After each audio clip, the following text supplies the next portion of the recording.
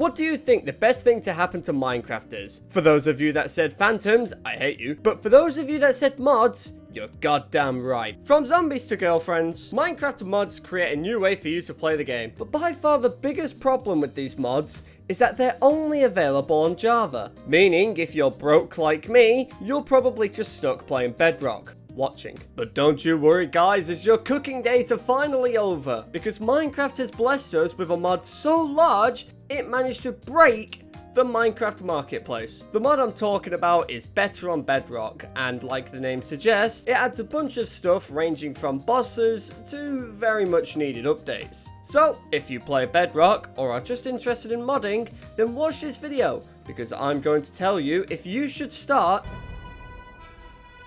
including 7 new bosses, a quest system, and even an update to the end. Better on Bedrock adds more content than Mojang has since Notch left. However, bigger doesn't always mean better, and this mod is no exception. So to kick this off, let's talk about the quest system. And I got a big problem with this one. For context, there's 3 types of quests. There's main, bounties, and bought. Now the overall progression for the main quest is whack. Tell me why I'm killing all the nether bosses before crafting a salad. Making me become vegan is bad enough, but sending me on a mini crusade before starting the find 32 wild carrots quest is just weird. It wasn't that bad, but by the time I reached certain quests, I would already have the items needed for it stored in a chest somewhere. This just made quests feel less like actual progression and more like trophy hunting. I also encountered a few problems with bounties. I had so many cases where I'd kill something and it just wouldn't register. But what was really annoying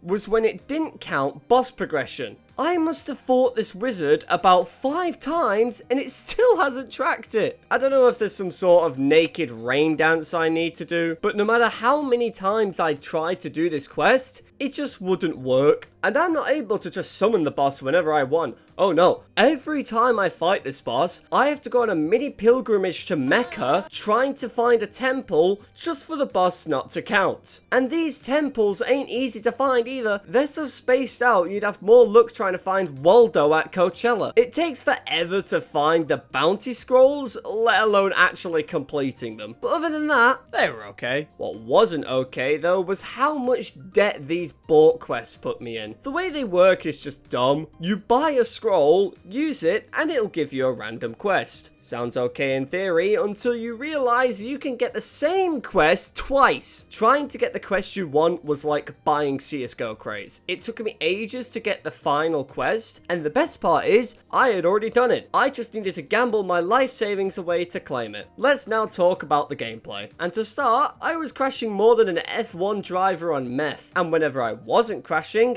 I was steamrolling the bosses. To say this mod has balancing issues would be an understatement. Most bosses are easily defeated with just a bow, not to mention the Stardust armor makes you...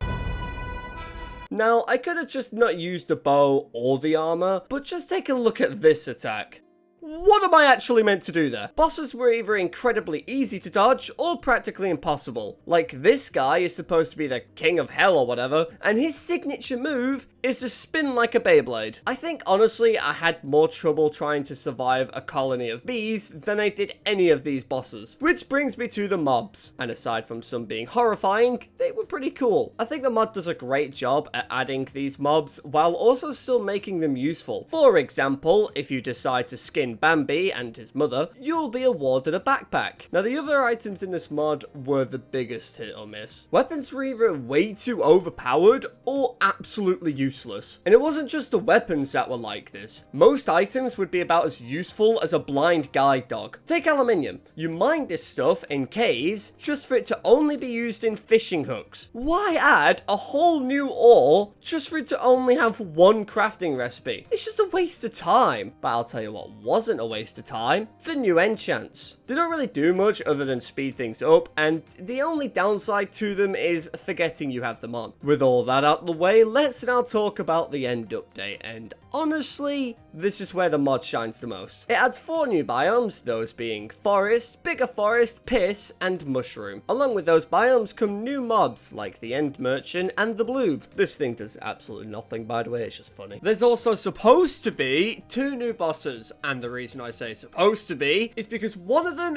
is impossible to find. Finding this thing is like finding the One Piece, and I know it exists because it's on the wiki. I'm not going crazy, guys, I swear. To conclude this video, I will say that Better on Bedrock desperately needs some changes. From pointless items to seemingly unfinished content, this mod would benefit from some little tweaks here and there. Despite that, I think this mod is definitely worth playing. It's a fresh way to play the game, and despite being easy, it's still really fun. I hope you've enjoyed this video, and if you did, then subscribe. It helps out a ton, and with all that out the way, bye bye!